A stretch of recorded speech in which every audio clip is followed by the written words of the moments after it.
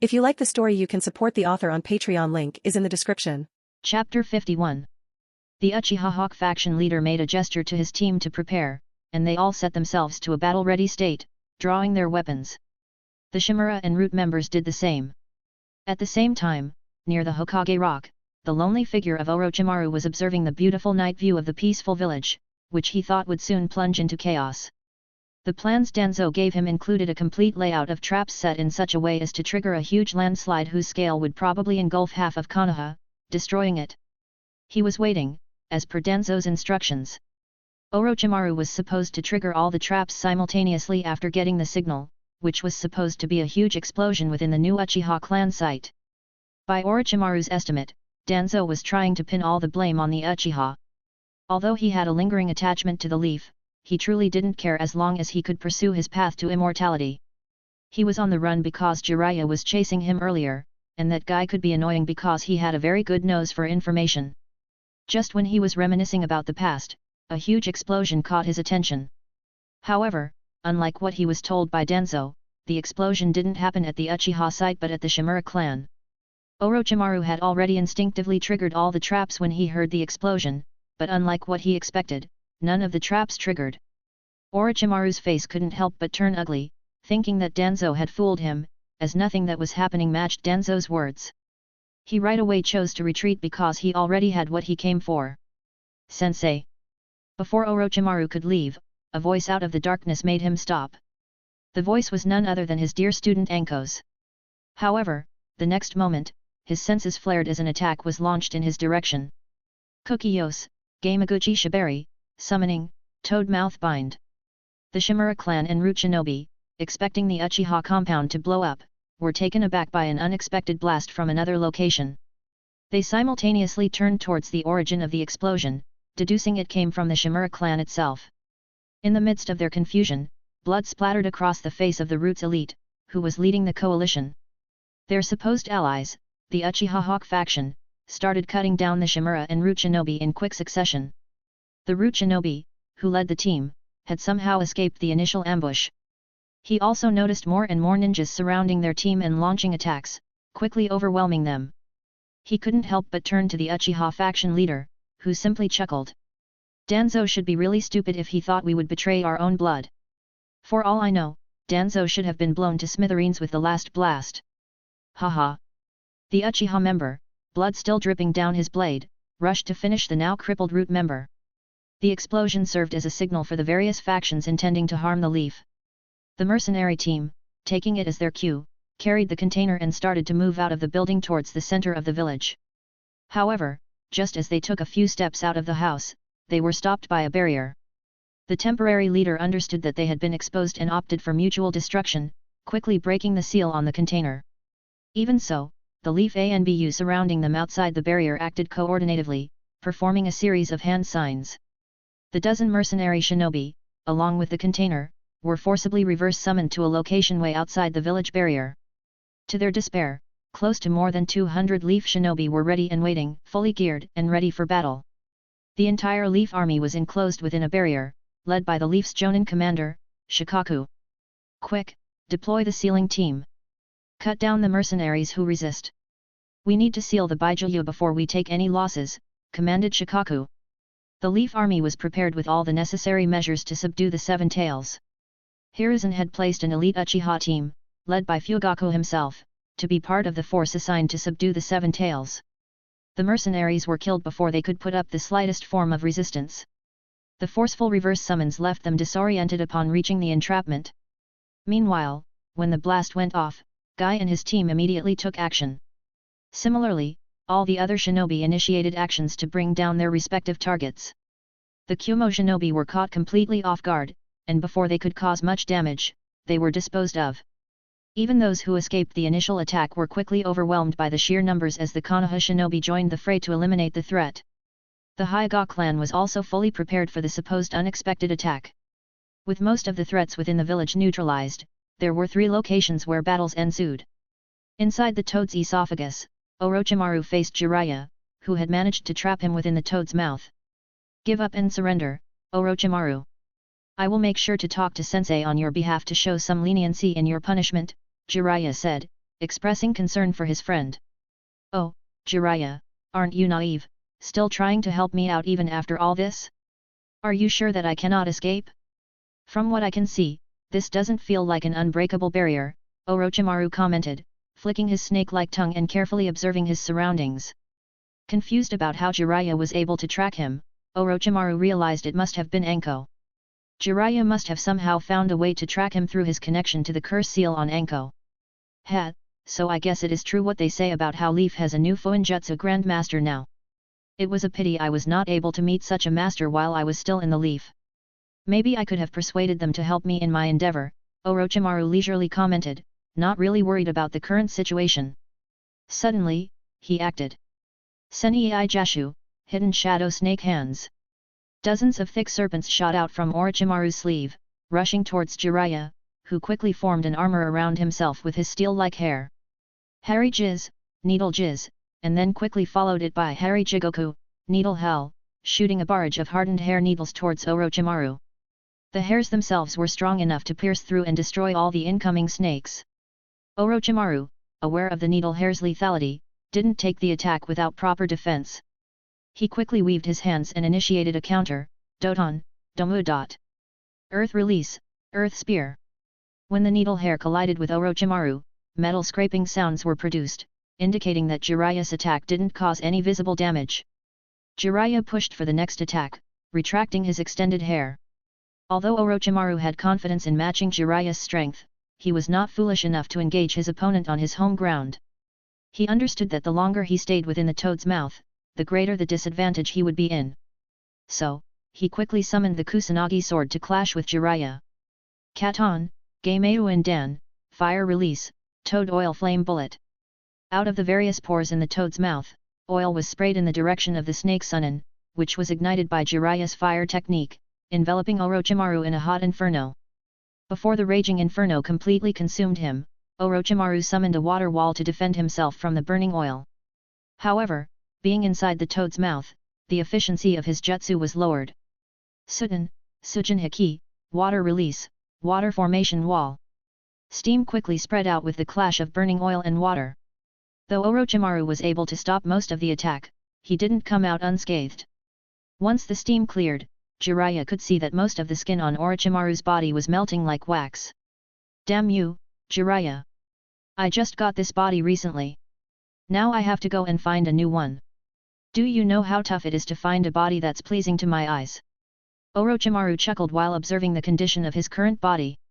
Orochimaru decided to engage in close combat because, within the toad's mouth, he couldn't use any summons, and his opponent had an advantage due to suppression. He chose to confront his friend in close combat before Jiraiya could launch his next attack. The battle within the toad's mouth escalated to another degree. Meanwhile, at the location where the mercenary team had transported, the breaking of the seal by the mercenary leader allowed the Seven Tail to break out of the sealing container. However, no matter how the Seven Tails tried to escape the entrapment, it couldn't do so. In addition to the massive barrier that enclosed it, close to half a dozen hell beasts besieged the Seven Tails like a pack of bloodthirsty wolves. When the Seven Tail was about to overpower one of the large hell beasts and go in for the kill, a golden Susanoo intercepted the Baijiu. Under the joint siege of half a dozen entities and the combination attacks of more than 200 Leaf elites, the Kumo became more and more irritated as it fell into a disadvantage. The Seven Tails roared in anger and slammed into the golden Susanoo, pushing it to the edge of the barrier along with two other hell beasts. Even under such massive outbursts, two of the hell beasts managed to hang onto the Seven Tails' body with their jaws deeply sunk into the Baijiu's flesh. The Baijiu roared in anger, and it immediately charged to fire a Baijudama, tailed beast ball, to break free from its current predicament. When the Leaf Shinobi saw the Seven Tails charging a large-scale attack, Shikaku immediately commanded the ninjas to fall behind a second barrier. The Seven Tails was confined within a three-layered barrier, but contrary to its expectations to complete the attack, a new obstacle interrupted it. Mokuton, Makuri no Jutsu, Wood Release, Wood Dragon Technique. The wooden dragon, although not as big as the Baijiu, was large enough to restrict the Baijiu's jaws for close to a dozen seconds. During this time, the wooden dragon continuously absorbed the Baijudama's energy, causing the energy ball to shrink in size. When the Seven Tail completely freed itself from the wooden dragon's binding, the Hell Beasts and the Susanoo, which were pushed away earlier, rejoined the fray. Shikaku, carefully monitoring the battle situation, knew that he needed to finish the suppression as fast as possible. Fugaku, who was maintaining the Susanoo's form with difficulty, indicated that the battle had been raging for almost 10 minutes. Shikaku anxiously turned towards the barrier team, working on sealing the seven tails within a container personally designed by Kazuki. He wished that Kazuki were by his side at such a crucial moment to expedite the sealing. Shikaku quickly erased the distracting thoughts and issued commands to the Leaf Shinobi and the Nara clan's blood summons. Fugaku, inside the golden construct, opened a vial and consumed its contents in one go. This helped him quickly recover his fighting state, and he immediately rejoined the fight with renewed vigor. He understood that they had to finish the battle soon, or the burden on his eyes would become overwhelming. The Uchiha clan elites fought exceptionally fiercely, coordinating their Katon jutsus to damage the seven tails. Seeing Fugaku use their clan's signature technique, the Susanoo, which was long believed to be lost, raised their morale to an unprecedented level. The clash between the Seven Tails and the Leaf Army picked up pace again, and the shinobi re-entered the barrier to attack the Seven Tails with the threat of the Bijutama neutralized. The Raikage's team, which teleported the Leaf Village higher UPS, was surprised when they arrived at the new location. The sneak attack didn't yield the intended result. Originally, the transfer was supposed to isolate the entire Leaf higher UPS away from the village barrier, leaving them disoriented for the Kumo team to deal with. However, to their surprise, Hiruzen, fully geared for battle and emitting a palpable aura, stood before them. He was alone, as the other Leaf Elders were nowhere in sight. Chapter 52. Elder Kiri couldn't help but comment, "I fear all we have done is awaken a sleeping giant and fill him with a terrible resolve." Hiruzen, who had held a mild hope until the last second, now fully resolved himself to fight. He had no more consideration for the Kumo envoy team, they were no longer envoys but invaders who came to destroy what he held dear. "Raikage, you shouldn't have done this. If you had faced me directly in battle, I would have respected you for your courage. But all I see before me now are a bunch of cowards." Hiruzen growled, wanting nothing but to tear apart the enemies standing before him. So what, Hiruzen? We are shinobi.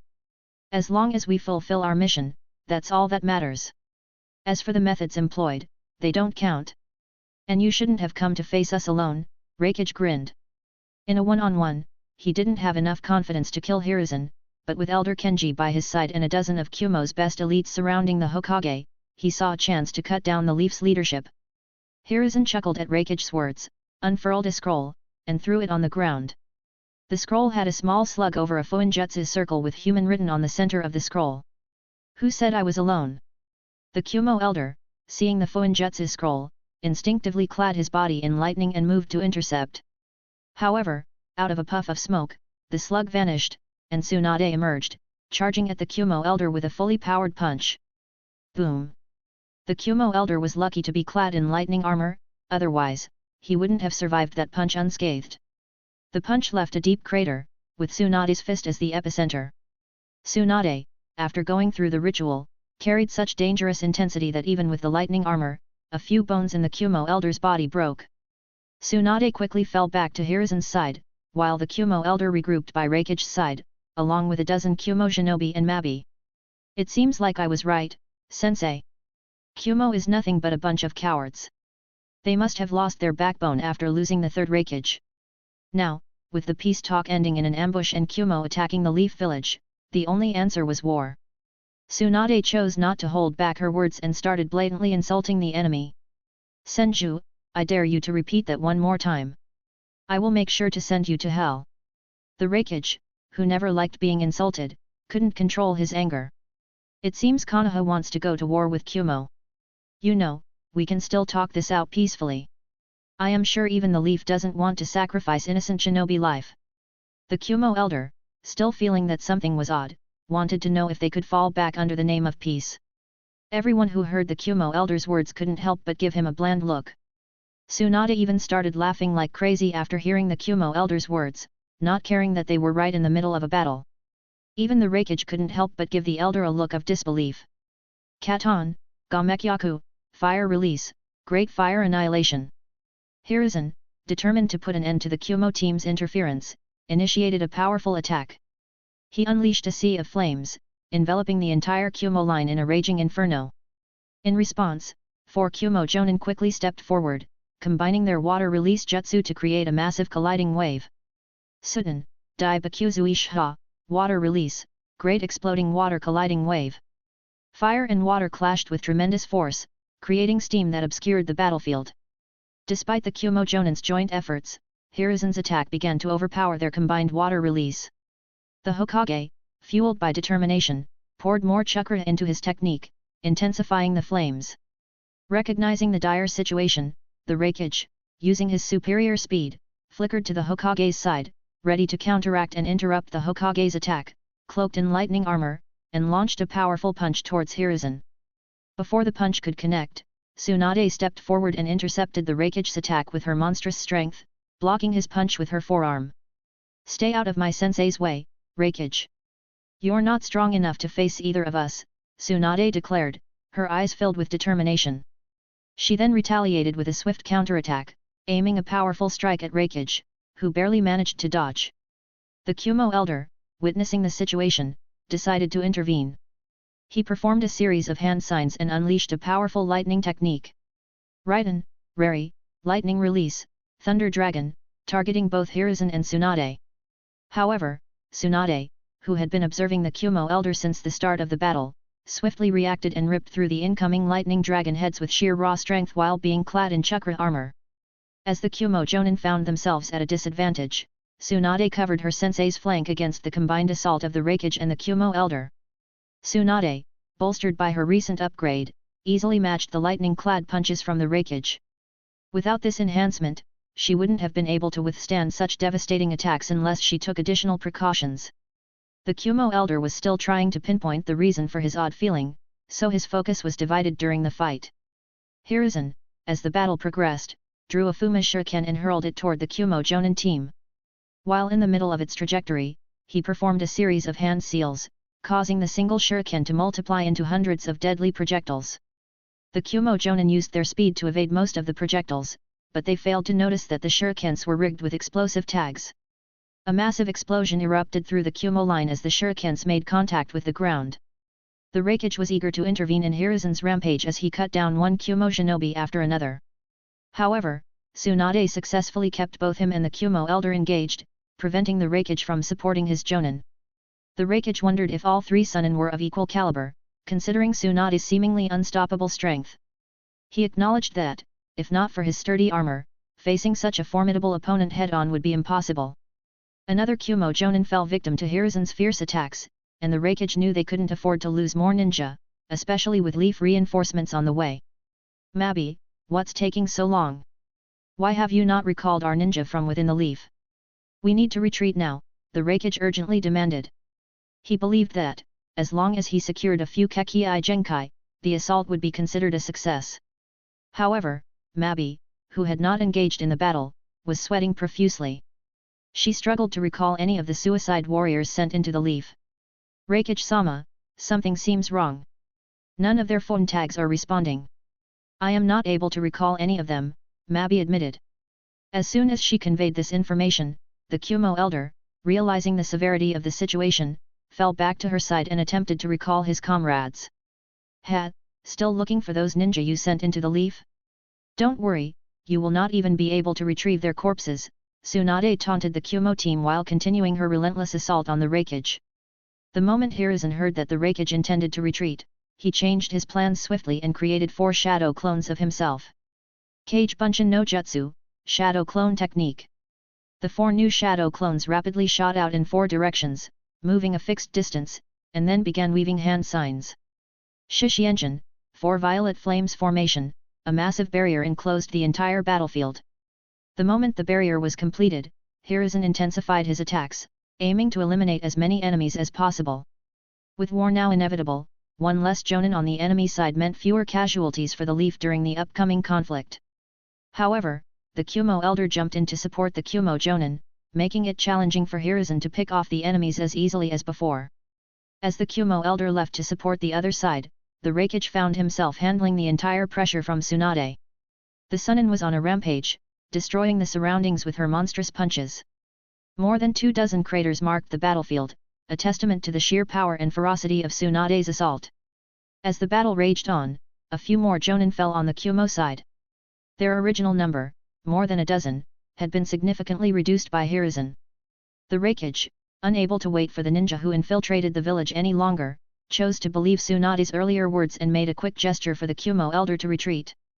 The elder immediately pulled out a large scroll and weaved hand signs. Within moments of the Raikage's signal, the entire Kumo team vanished into thin air. It seems like they have come thoroughly prepared, sensei.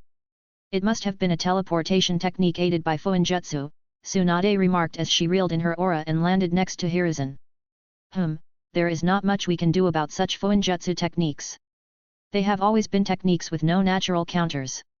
We need to quickly get back to the village. I need to make sure the explosion did not do more harm than intended. Hiruzen undid the barrier around the battlefield and swiftly retreated back to the village along with Tsunade. Back within the Toad's mouth, the clash between the two Sunin had reached epic proportions. Orochimaru was battered, but he still held a sadistic grin. Jiraiya, it seems like you have grown quite strong these few years, but it's time that I take my leave. Just then, just behind the Hokage rock, a monstrous purple serpent made its appearance. It looked around for a second and noticed a fleshy prison that enclosed the two Sunin. The purple snake rushed forward and swallowed the entire flesh prison in a single bite. Jiraiya, who was inside the Toad's mouth, quickly understood the situation. He undid the seal and swiftly escaped from being swallowed by the gigantic snake. Before Jiraiya could summon his toads, the purple snake vanished with a puff of smoke, carrying Orochimaru within its belly. A few miles outside Konoha's barrier, the Seven Tails was still struggling to break out of the barrier that the Leaf elites had deployed. Fugaku was almost staggering, trying to hold Suzanu's form. Just then, the sealing team that had been working tirelessly since the start of the battle completed their sealing. Jiroku Renj Kwafin, 16 Lotus Harmony Seal. All 16 sealing team members planted their palms on the ground at the same time. The jade container placed at the center of the circle glowed, and a huge lotus formed right underneath the Seven Tails. The fully bloomed lotus quickly enclosed itself around the Baijiu, and though the Seven Tails struggled with all its might, it was still not able to break free from the delicate-looking lotus petals, devouring the Seven Tails completely. Then, the huge lotus shrank to the size of a fist and got sealed within the jade container etched with Fuinjutsu seals. The next morning, the shocking news of the Kumo envoy team's deceit spread throughout the village. However, even more startling news rocked the entire shinobi world. Firstly, there was the fall of Takigakure village. Secondly, a full-scale offensive by the Awagakure ninja on the Lightning Country had been launched. Kumagakure had suffered great losses as the Raikage was away, and the Tsuchikage himself led the assault, accompanied by their two Jinchuriki, the Four Tails and the Five Tails. In the end, with the intervention of the Eight Tails and numerous sacrifices from Kumo shinobi, the Awagakure assault was repelled, and the IWA army retreated back to the territory of Takigakure. Currently, Kazuki was walking through the hospital, heading to a specific ward to meet someone important. Upon entering the room, he narrowed his eyes at the sight of Danzo lying unconscious on the bed, half of his body missing. Kazuki understood that Danzo had survived by sacrificing a Sharingan, as indicated by the missing right eye. Although Kazuki had intended to kill Danzo during the explosion the day before, the resilient figure somehow survived. Chapter 53. Originally, Kazuki wouldn't have personally targeted Danzo after stripping him of all his powers. However, he discovered the wandering nun attempting to approach little Shikamaru, trying to access the Nara compound and unearth their secrets. This prompted Kazuki to reconsider, realizing that Danzo's survival posed a potential threat. Approaching Danzo, Kazuki used his medical ninjutsu to examine him.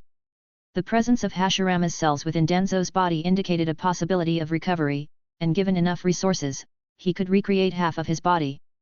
Faced with the potential danger, Kazuki injected a purple-colored serum into Danzo's medical solution.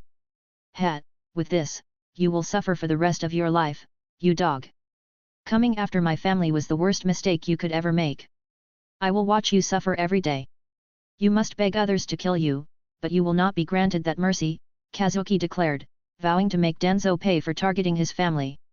Leaving without alerting anyone, Kazuki left Danzo to the effects of the vile liquid. Although the Leaf Village had survived Kumo's treachery, there were still a few casualties on the Leaf's end, especially the Shimura clan. If the vice leader of the Shimura clan had not confessed to Hiruzen about Danzo's plans, the entire Shimura clan would have been wiped out. The blast within the Shimura clan took out almost all the supporters of Danzo. Subsequently, Kazuki headed towards the hospital's main office to meet his master, who had recently taken over as the head of the medical department. With the official commencement of the war, she had numerous tasks to organize before joining the front lines. In the wake of the recent developments in the shinobi world, with the Fourth Shinobi War on the horizon, all major villages were on high alert, bracing for the impending storm. Kazuki sat patiently on the couch, tauntaun in hand, while Shizuan, handling documents with the finesse of a seasoned veteran, worked diligently. "Kazuki, are you done with your preparations? We'll have to mobilize within a day or two. The vanguard teams have already been deployed on all fronts. With the troops previously assigned, the teams should be able to hold the defense lines until the main army arrives. We are severely lacking personnel, so Sensei might consider some drastic measures," Tsunade inquired, absorbed in her file. Recognizing Kazuki's determination, she had requested that he be assigned directly under her for both strategic reasons and to ensure his safety on the battlefield. Understanding the gravity of the situation, Kazuki responded, "It's all right, Sensei. It's not just us lacking veteran shinobi. Although IWA has greater numbers, they lack quality. Kumo, despite retaining most of their power during the Third War, should have suffered a substantial loss during the recent Iwagakure attack. But what confuses me is how Iwagakure was able to move so stealthily. I feel like there is a third party pulling the strings, Sensei." Sharing his insights on the Sunin's concerns, Kazuki emphasized the Leaf's strengths. Despite lacking a fully mature Jinchuriki, the village compensated with high-end combat power. Especially with the Uchiha clan integrating back into the village, they alone boasted close to 30 elite jonins. Tsunade, taking a moment from writing on the folder, continued, "Kazuki, Sensei has called for a war council meeting later in the morning. Why don't you follow me as my attendant? Your insights might be helpful. Go and meet up with the kids, and join me later at the Hokage building. I'm sure the kids are confused and worried. The Senju elder asked me to inform you that your blade is ready. You should go and collect it before we leave for battle." With that, Tsunade finished the report and picked up the next file handed over by Shizuan. Before leaving, Kazuki handed Tsunade a folder containing detailed information about the wandering nun and her exploits. Unfurling a scroll, he released Nono Yakushi, who was still unconscious. Tsunade and Shizuan raised their brows, observing Kazuki's casual handling of the situation. Shizuan sent a glare towards her junior and quickly moved to check on the now downed Kunoichi's status. After confirming that everything was okay, Kazuki left to prepare for what lay ahead. Kazuki confidently strode towards the Nara clan compound to gather Shikamaru and Koji. His plan was to make a quick stop at the Senju clan next, where Naruto and Tenten were waiting. The idea was simple, a meal to lift the spirits of the young ones. As they regrouped, Tenten seamlessly integrated herself into the trio with her infectious charisma. Kazuki, determined to create a memorable moment before the impending battle, decided to take them to the relic shop owned by the old man. Perhaps luck would be on their side, and they could find something useful.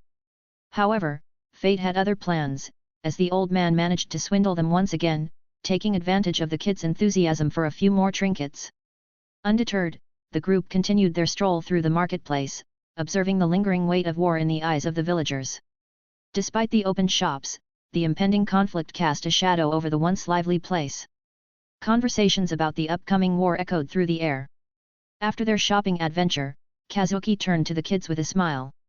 "So, where would you like to go for our feast?"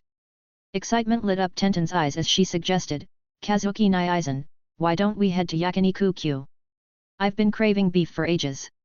"No, we should go to the Nara restaurant," Koji chimed in, almost drooling at the thought of novel dishes he could savor. However, Naruto had other ideas and expressed his desire to go to Ichiraku for some delicious ramen. Kazuki and little Shikamaru exchanged helpless looks as the three kids started a scuffle to decide where to eat. In the end, Kazuki let fate decide their choice and opted to pick lots, with little Tenten emerging as the winner. The group then walked in the direction of Yakiniku-Q. While Koji was initially disappointed, he soon let go of his loss when he laid eyes on the sizzling barbecue. Once they were seated at a low table with a grill, the group ordered the food they desired. "Have as much as you guys want, today is a special treat," Kazuki announced, prompting cheers from all the kids except for little Shikamaru.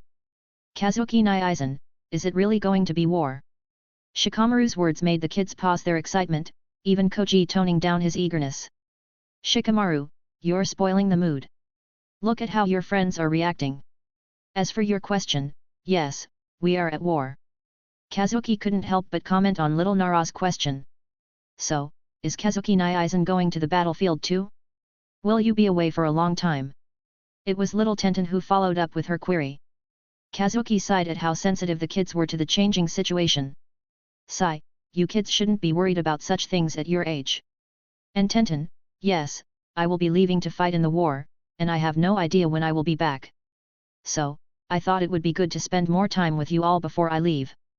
Big brother Kazuki, it's not like you are much older. You are only a few years older than us. Why don't you stay back with us? Koji questioned, worry etched on his face. Despite his usual jovial demeanor, Koji had a high level of emotional intelligence for his age, and over the past years, just like Shikamaru, he had considered Kazuki as his elder brother. Kazuki simply pointed to his forehead protector. You see this? This means I am a leaf shinobi, and I have a duty to defend the village from our enemies. I may be young, but I can hold my ground in front of my enemies. And worry not, I will be with sensei most of the time. You do know how strong my sensei is, right? Kazuki added, reassuring the children that he would be under Tsunade's guidance to alleviate their concerns. Unable to contain his curiosity, Naruto asked, will I be able to join the war? I am sure I am strong enough to punch a few enemy shinobi, flexing his arms. Shikamaru's eyes instinctively widened as he had long deduced that Naruto was the Nine-Tails Jinchuriki, a detail Naruto had yet to share with his friends. Kazuki quickly glanced at Shikamaru, signaling that Naruto would not be allowed to join the war, and the young Nara calmed down. Haha, Naruto, if you go to the battlefield now, I'm sure the enemies will crush you with their pinkies, little Tenten teased Naruto. Now that they were staying in the same compound, they had grown close, and Tenten enjoyed playfully mocking Naruto as the elder one among the two. Well, let's not talk about something that doesn't concern you guys. Didn't we come here to have a feast? Let's start. Kazuki signaled the waiters to serve more food as the kids began to enjoy the barbecue. As the feast concluded, Koji couldn't help but let out a large burp, and the other kids followed his example, bursting into loud burps. Meanwhile, Kazuki pulled out 2 storage scrolls, one for Naruto and one for Tenten, sliding the scrolls in front of them. I have left detailed notes on your upcoming training, and I hope that neither of you slacks off while I am away. Especially you, Tenten, as the elder one among the two, you need to make sure that Naruto regularly trains and sticks to his schedule. I will also leave additional instructions with my Aunt Yoshino. If you guys need anything, you can approach her or Shikamaru. As for you two, Kazuki said, pointing at little Shikamaru and Koji, who were giving sheepish smiles, I will leave your training instructions directly with Aunt. I know how both of you are. After the hearty meal, Kazuki returned to the Nara compound to meet his aunt and share a conversation before he left for war. Kazuki, are you sure about this? Yoshino held a medicinal dye, ready to temporarily change Kazuki's silver hair to black. Kazuki sat in front of her, preparing for the dye to be applied. Of course, Aunt Yoshino. Don't you think my silver hair would attract too much attention? And I am going to war, so I should try to eliminate such inconvenience, Kazuki replied, avoiding the fact that he didn't enjoy being called Chibi Kakashi every time he met Gai-sensei. Kazuki, you know that's not what I meant. I was asking if you were sure about participating in this war. I am sure if you say the word, Tsunade-sama will be happy to leave you back in the village while she goes to the front lines. Yoshino expressed genuine concern for Kazuki's well-being.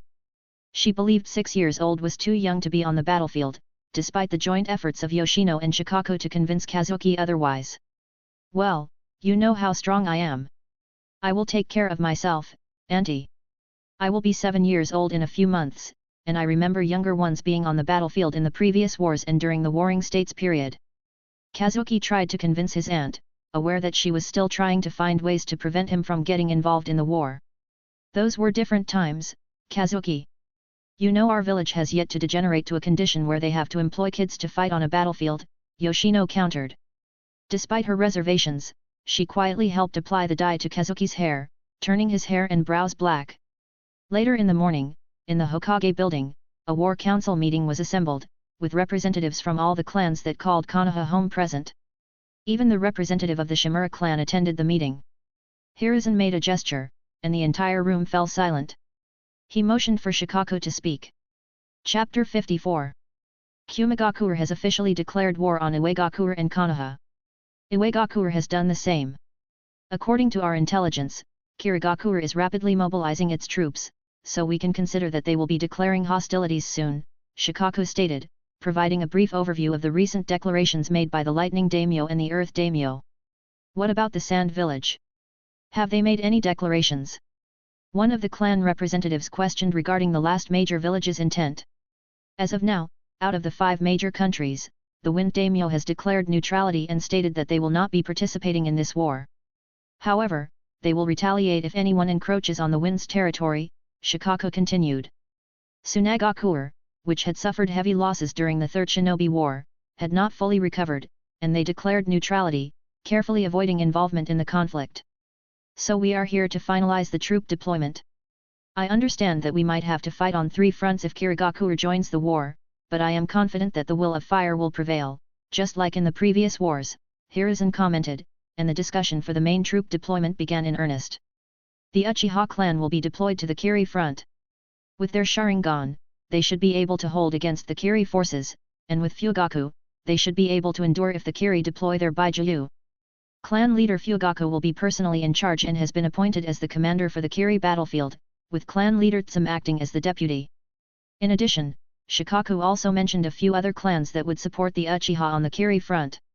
Next, about the Kumogakuer battlefield, it will be personally led by Jiraiya-sama as the commander, and I will act as the deputy. However, the Hyuga clan will be split in 2 and deployed on the Iwa and Kumo fronts. The Nara, Yamanaka, and Akimichi clans will also be deployed in addition to the Kumo battlefield. Shikaku continued his report, naming a few more clans that would fight against the Cloud Shinobi. As for the Iwagakure front, Tsunade-sama will be the commander, and clan head Hayashi will act as the deputy, along with half of the Hyuga. The Sarutobi clan will be deployed as well. Shikaku finished assigning the clan shinobi to each battlefront.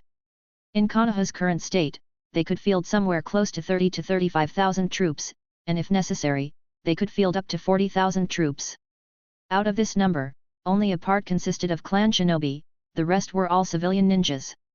These leaf ninjas were allocated according to the battlefield requirements. In the current shinobi world, Iwagakure could field the highest number of troops, followed by leaf, and then Kumo. So what about the medical troops and the scrolls? I understand we do not have a large stock on hand.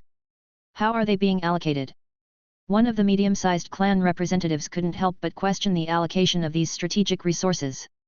If they were to assign these items based on contributions, then most of these life-saving treasures would be monopolized by the larger clans, and they might even hoard these items for the future, even if they do not need them currently. It was Hiruzen who spoke to settle everyone's worries. No one has to worry about these items and medicines. The village council has decided not to distribute them based on contributions but to provide a fixed number for each battlefield. I hope that the commanders in each field do not abuse this authority and provide the items to any shinobi who is in dire need of these treasures. Additionally, 90% of the current stocks will be split between the Kiri and Kumo battlefields. I will try to establish a constant supply of these scrolls and medicines with the help of the Nara, Akimichi, and Yamanaka clans. The moment Hiruzen declared his words, the clans assigned to Kumo and Kiri were delighted, especially the Uchiha, who gave Hiruzen a respectful nod. The only person unhappy with this decision was Hayashi Hyuga, who was assigned as the deputy for the Iwagakure front. Although he knew that the slug sage, Tsunade, was a godlike entity when it came to Iryo ninjutsu, she couldn't be as effective as the medical scrolls, which acted as a portable medic. Having the highest level scroll was like having an extra life. Therefore, he was not reconciled with being allocated only 10% of the current stocks. Despite Hiruzen's promise of a steady supply, no one knew how long this war would last, and having one extra scroll could mean saving one more shinobi's life, so he couldn't help but speak. Hokage-sama, it's not that I doubt Tsunade-sama's capability. No matter how strong she is, she's still one person. Don't you think assigning only 10% of the current stock to the Iwagakure front will be detrimental? For all we know, the leaf ninjas facing the Iwagakure side might be dealing with the highest numbers. The Hyuga clan head's question made the small and medium clans assigned to the Iwagakure front whisper in agreement.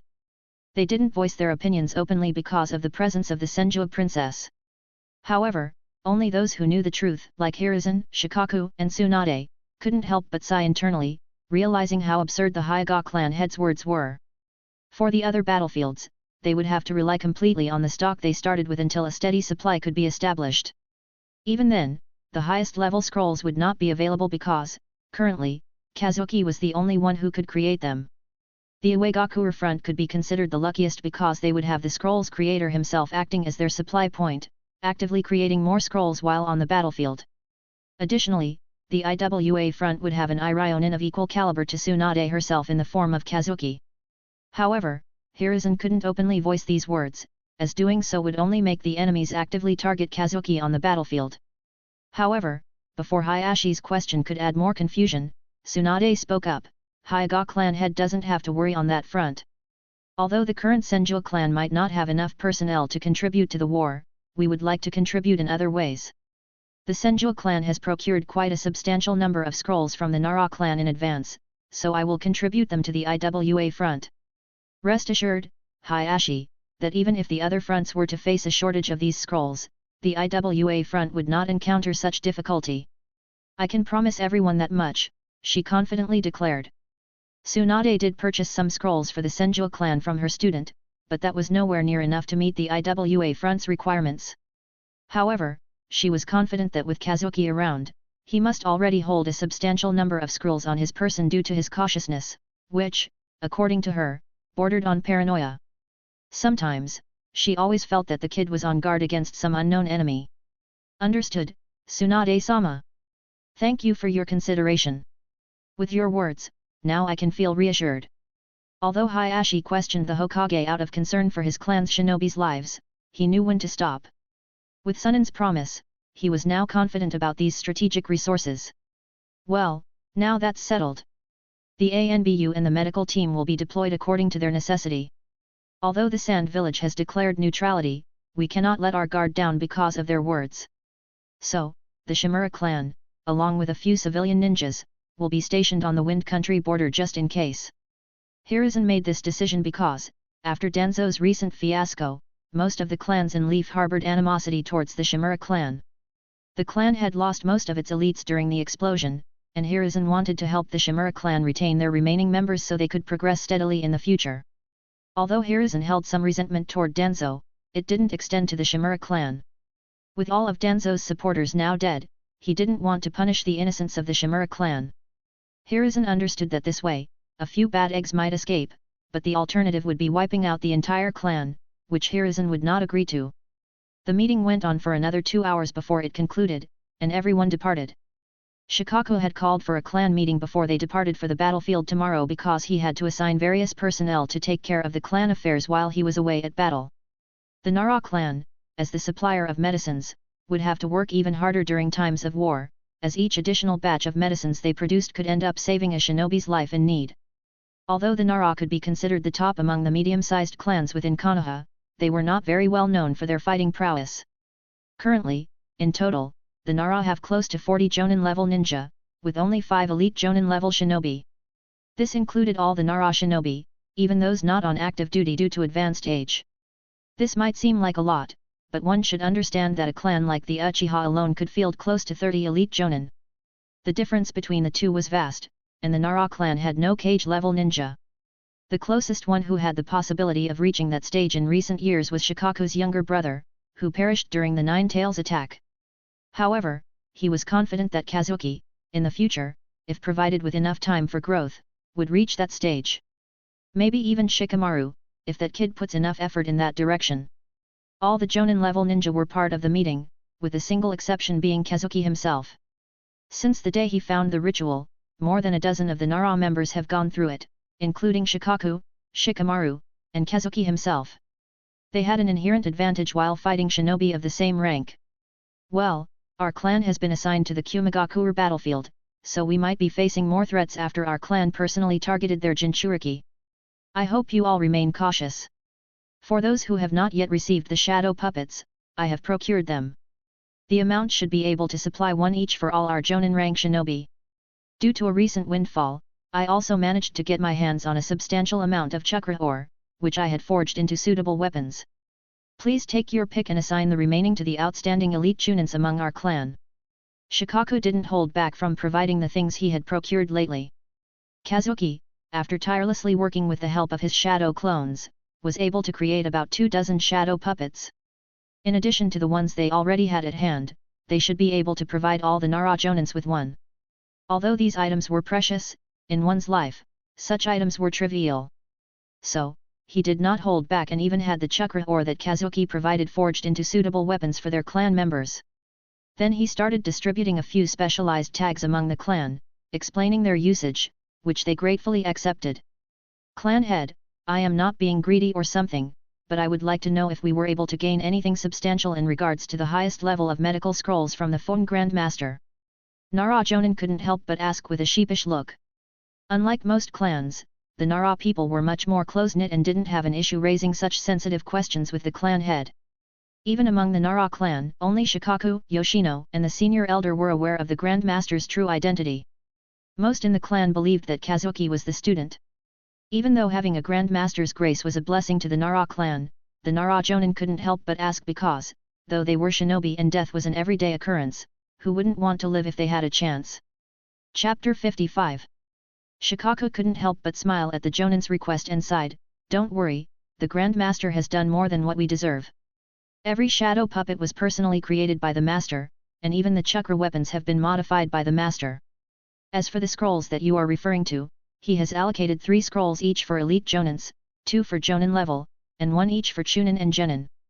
You guys should understand that even the commanders of each front might not have such benefits, so don't be too greedy." With the promise of the highest level scrolls from Shikaku, everyone's mood within the clan lightened. Kazuki, even with his expertise in Fuinjutsu, could only create 1 or 2 of these scrolls each day, even if he employed the help of shadow clones. So the amount Shikaku shared was close to almost half a year's worth of Kazuki's efforts with a dedicated shadow clone. Kazuki had already released most of his shadow clones, leaving only 2 behind, 1 for creating medical scrolls and the other to study the high-ration. Normally, one would not be able to maintain the shadow clones if the host moved away by a large distance. Still, Kazuki was able to mitigate this issue with the use of Fuinjutsu. He had also laid out a reverse summoning array so that he could send a new clone if he had to release the 2 clones due to some emergency. Kazuki was not naive enough to think that he could face all dangers with only a third of his chakra.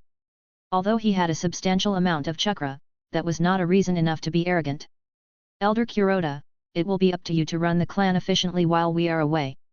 Although I have made plans for any eventuality, one cannot foresee all possible outcomes, so I hope you can do your best to lead the clan while we are away." Shikaku finally, after giving all the additional instructions, turned to an elderly man who was sitting near him. He was the senior-most elder of the Nara clan, from Shikaku's grandfather's generation. Although he was past his prime, his wit was still as sharp as ever, and Shikaku had no trouble leaving the clan under the old man's care. The old man simply nodded in acknowledgement of Shikaku's words. Once the clan meeting concluded, Shikaku and Kazuki made their way back home for supper. It might be quite some time before the family could gather again, as the impending war cast a weight on Yoshino's face. Kazuki and Shikaku were heading out to battle, so the mood was a bit somber. After dinner, Kazuki pulled out a box containing his new sword. Shikamaru showed interest in the weapon, understanding that anything his brother used must be special. Even Shikaku wanted to see the final product, as it was forged by a Grandmaster blacksmith with Fon seals and rituals personally handled by Kazuki. According to what he gathered, the blade was entirely made from the core of a meteorite fragment, making it a true treasure. Kazuki gestured for Shikaku to open the box, as he had carefully examined the final product before picking it up from Tenten's great-grandfather. Shikaku stepped up and opened the box, revealing a sheathed blade resembling a katana with a black handle and red stripes. The blade, crafted from a meteorite fragment, possessed an otherworldly aura. Its pitch-black surface seemed to absorb the surrounding light, giving it an almost ethereal quality. The handle, adorned with red stripes, added a striking contrast, while the scabbard featured a black canvas with a seemingly innocuous red scenery that, upon closer inspection, revealed itself to be a complex array of closely packed Fon symbols. When unsheathed, the blade emanated an ominous chill, as if darkness itself were enveloping the wielder. The red flame-like patterns on the black surface added an element of danger, making it not just a work of art but a truly formidable weapon. Shikaku could feel the weight of its power as he held it, understanding the significance of the treasure now in his possession. Magnificent! This is a true killing weapon. Kazuki, even I am tempted to take this for myself, even though I am not proficient with a blade," said Shikaku. He took a few steps back, maintaining a safe distance, and went through basic sword stances. Although Shikaku claimed he wasn't handy with a blade, his form said otherwise. While he might not be a master, he was still proficient in handling a blade. As a shinobi, killing was in their blood, so knowing how to handle various weapons was simply a given. Shikamaru, who was observing the new blade, was simply smitten by it. He had stars in his eyes while admiring his brother's sword. "She is truly beautiful," Shikamaru couldn't help but comment, and Kazuki noticed how Shikamaru was referring to the blade as if it were a person. He understood that the little Nara must have truly fallen in love with the weapon, so he mentally made a note to help craft Shikamaru a weapon of similar quality, as he still held enough of the core after forging the blade.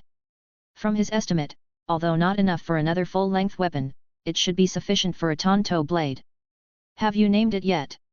Shikaku, who was now done swinging the blade, sheathed it back and passed it to little Shikamaru, who carefully started admiring it along with Yoshino. "No, uncle, I still haven't come up with a good name. Any ideas?" Kazuki couldn't help but ask because he knew that he wasn't good at names, so he turned to his uncle for suggestions. However, little Shikamaru looked at his brother with almost pleading eyes to let him name the blade. "It looks so beautiful." Being a kunoichi herself, Yoshino couldn't help but admire Kazuki's new weapon. "Fine, Shikamaru, you can name the blade. Find something fitting, because in the future, this blade might be placed at the same status as those legendary ones like Kusanagi no Tsurugi and Totsuke no Tsurugi." Kazuki knew for a fact that, with all the effort he had put into making this blade, it could even rival the likes of those legendary swords. Shikamaru, who heard Kazuki's words, was now more determined to find a fitting name for this pitch-black blade. As Yoshino and Shikamaru started discussing options, they finally settled on one within a few minutes. "Big brother, she will be called a Matsukage no Megami, or you can simply call her a Matsukage for short. What do you think?" Shikamaru wanted to know if his brother liked the name. "Goddess of Celestial Shadows, not a bad name." Kazuki liked it, so he gave a smile and a quick nod, which made his little brother happy. "Kazuki, the sword must have cost you quite a lot. What if you lost it? Won't it be a shame?" Yoshino couldn't help but ask about the possibility of losing the brand new weapon that, from Kazuki's words, could rival those legendary weapons. "You don't have to worry, Aunt Yoshino. This blade will remain with the Nara family. We can simply summon it back if I lose it in the field, and only someone with Nara blood can wield this weapon because I have left the sword summoning scroll under the care of the Hell Beasts clan. So, they will guard it with their lives as long as they are connected to our clan." Kazuki explained the measures he had taken to safeguard the blade. Even if lost or stolen, he could summon it back, and the Hell Beasts readily agreed to his request. "Kazuki Naizen, isn't the blade too long for you? I mean, it fits my father's size perfectly, so how will you be able to wield such a long blade?" Shikamaru asked curiously as he realized the blade was too long for Kazuki's current height. Kazuki chuckled and took the blade from Shikamaru's hand. The blade immediately resized itself to perfectly fit his stature. Everyone was surprised when they saw this. "Ah, no wonder the blade felt so perfect in my hands." Shikaku couldn't help but comment because earlier, when he used the sword, it felt like it was custom-built to fit him. Shikaku understood that earlier he must have unconsciously willed it to be perfect for his size. "Here, you try it. Think of the size of the blade that you are most comfortable with," Kazuki said while passing the blade over to Shikamaru. Shikamaru picked up the blade again and started willing the blade to be different sizes. He even turned it into the size of a pocket knife. As he kept playing around, Yoshino quickly grabbed it, sheathed the blade, and returned it to Kazuki. "Be careful out there. I will pray for both of your safe returns." Yoshino embraced Kazuki in a hug, with tears streaming down her face. Kazuki accepted the warm embrace because he knew how Yoshino must be really feeling. The next morning, even before dawn broke, the commander of the Uegakure front, the Senju princess, stepped forward to address the remaining commanding shinobi. The main army, close to 12,000 leaf shinobi, had already left towards the battlefield, and the ones remaining here were the highest officers among the army for the IWA battlefield. Except for Shizune and Kazuki, everyone was an elite jonin. There were close to a dozen people in all. "Hayashi, has everything been prepared?" The slug sage questioned her deputy. "Yes, Tsunade-sama, everything is set." With the 3,000 troops already at the border, we will have close to 15,000 shinobi on our side. We have already established a stable supply line for our forward troops, the Hyuga clan head answered. With a nod, Tsunade gestured for the remaining elites to move. As they were traversing through the forest, Tsunade and Hayashi took the lead, followed by the rest. Even while moving at such high speeds, the Leaf Shinobi maintained a tight formation. They were far enough apart not to hinder each other's movements and close enough to help their teammates in case anyone needed support in the event of an ambush. Although Kazuki was only 6 years old, almost approaching 7, he could easily keep up with the rest. Do we know the enemy numbers and where exactly the battlefield would be? Tsunade raised a question while moving towards the ANBU elite, who were part of their entourage. Yes, Tsunade-sama. From our recent estimates, we should be facing somewhere close to 25 to 30,000 IWA shinobi. As for the battlefield, it's been spread out between the Land of Grass and Land of Waterfall, with the latter being their main forward base for staging attacks on both Leaf and Cloud as they have already fortified Taki village. The ANBU shared the latest intel they had acquired. What about the Rain country? Has there been any movement? Tsunade couldn't help but ask because she held a lot of memories when it came to the Rain village. The fact that IWA hadn't stretched the battle lines all the way up to the Rain village was a surprise to her. Stretching the lines would be an advantage to IWA, considering their greater numbers. Iwagakure, with its superior population, could field close to 55,000 to 60,000 troops at a single time. With half of their troops concentrated on Leaf, they should have left the remaining troops to deal with the Cloud. Currently holding Takigakure, they hold a strategic advantage over both Leaf and Cloud. No, Tsunade-sama, there has been no movement within the Rain country. They have been unusually silent. Even IWA has stayed away from the Rainy country, the ANBU shared. Kazuki, who was listening to the conversation, understood that it must have something to do with Nagato and Akatsuki. Kazuki was worried because, for all he knew, Zetsu might be spying on them currently. Although his normal chakra detection range was vast, only his Kekii Genkai could detect Zetsu's mayfly technique. The detection range of his bloodline limit was too short, only about 800 meters or so. Some might say that 800 meters to detect a specialized hiding technique like Zetsu's was grand, but Kazuki understood how cautious Zetsu was. While Zetsu might not be able to eavesdrop on or sneak up on Kazuki, monitoring his movements would be easy for Zetsu. Chapter 56.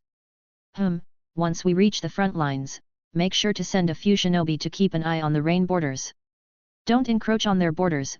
We don't want to disturb them if they want to remain neutral, Tsunade ordered because she didn't want to be caught off guard by neglecting the Rain borders. The ANBU nodded and continued on with their journey. Tsunade had picked a strategic place right near the Fire Country borders, almost at equal distance from both Takigakure and Kyuzagakure villages. This way, the Leaf troops could attack Iwa's command fortress in Takigakure or reinforce their allies in Kyuzagakure. The Grass village had held a long-standing relationship with the Leaf village, so they were obliged to help their allies. Although the Grass village may not be able to field a large number of troops, deploying close to 2,000 to 3,000 shinobi would not be a problem. Tsunade and her team took a whole 3 days to reach their main command post, even with their top speed. This showed how truly vast the shinobi world was. The moment Tsunade reached the HQ, she delegated all the work while she personally worked on setting up the main medic camp for the IWA front. Normally, one would set up the main medical camp much further inland within the Fire Country. However, Tsunade chose an aggressive approach because, with her being the chief medic and commander, she couldn't fall back to a secure location. However, she was not foolish enough to leave the injured shinobi exposed within the confines of the HQ. She intended to use her trump card for her prodigy student, Kazuki. Once everyone was delegated with their tasks, only Tsunade, Shizuan, and Kazuki were left within the command tent. Kazuki, I intend to keep the main medic camp within the HQ. I want you to secure the entire HQ with your barriers as much as possible. Both of you will be working with the medical team. Shizuan, I want you to keep an eye on the kid, don't let him run around. Is that understood? Tsunade intended to use Kazuki's expertise to change the Leaf's headquarters into a killing field if any enemy shinobi dared to approach. With Kazuki's barriers, she would have leeway to assign more shinobi towards the front lines rather than keeping them back to secure the camp. Yes, Sensei, I will make sure the defenses are so grand that even if the war were to end, IWA will not be able to find our location unless one of our own betrays the location. And even then, they might only be able to look from afar, Kazuki confidently said. Although he would not be actively allowed to participate on the front lines, he would make sure to contribute in the best way possible. Expecting such a scenario, he had also packed many resources to lay multiple large-scale defensive barriers. He was planning to stack barriers so that they could even survive multiple full-powered Bijutama at the same time. Shizun by the side simply nodded, agreeing to keep an eye on her junior. How long will you need to deploy the primary defenses? That way, I should be able to redeploy a part of the shinobi from the security team, Tsunade questioned her prodigy with expectations. The primary defenses should be up within a week. As for the full defense system, I will try to complete it in under a month. Kazuki immediately gave an approximate timeline as requested by his master. Good, Shizun, I want you to take an inventory of all the medical scrolls at hand, specifying the exact numbers of each type. Some Leaf Clan shinobi might be carrying the low or medium version of the medical scrolls, which the clans must have purchased and provided to their family members. Inform them to give us an exact count, let them know it won't be retrieved, it's just a precaution to keep them from falling into enemy hands. Also, inform the ANBU to keep track if any of these clans lose these scrolls. I need to be notified immediately. Tsunade passed down a series of orders and quickly moved to check on the medic camp. Kazuki followed Shizun to complete their sensei's instructions. After relaying the information, the two students made their way to the perimeter of the camp, where the perimeter defenses were already completed, and under the security of an elite team, the barrier team was upgrading the basic defenses. However, Kazuki planned to cover a larger range, enclosing the previous defenses. Kazuki quickly transformed, he now looked like a full-grown adult hidden behind a cloak. After a few moments, an elite ANBU team approached. Before the ANBU could inquire about the cloaked ninja, Shizun stepped forward with a scroll, passing it to the team. Tsunade wanted to keep Kazuki's identity a secret for as long as possible. Normally, one would not allow such a conspicuous person to loiter near their base, but earlier they received direct instructions to assign the best elite ANBU team to escort the cloaked individual who accompanied Tsunade's apprentice Shizun. The ANBU made sure that the scroll was authentic and chose not to question it further. Kazuki immediately moved to work on the new defenses while being protected by Shizun and the elite ANBU team. The week following the day Kazuki started laying the defenses, there were multiple small skirmishes between the Leaf Ninja and the IWA Ninja. Most of these skirmishes involved only a few ninjas, up to close to 24 shinobi. These were mostly probing attacks from each side. On the other battlefronts, the situations were similar. Kirigakure had officially declared war on the Leaf Village, and there were a few minor skirmishes like the other fronts. The battle was most intense on the Uegakure and Kumigakure battlefields. The Cloud Ninja were fighting with hatred against the Stone Ninja because they suffered quite a substantial loss on the first attack. Every village was setting up their pieces on the board. Hiruzen had tried to send an envoy team to Kirigakure before they declared hostility, however, the envoy team was brutally murdered.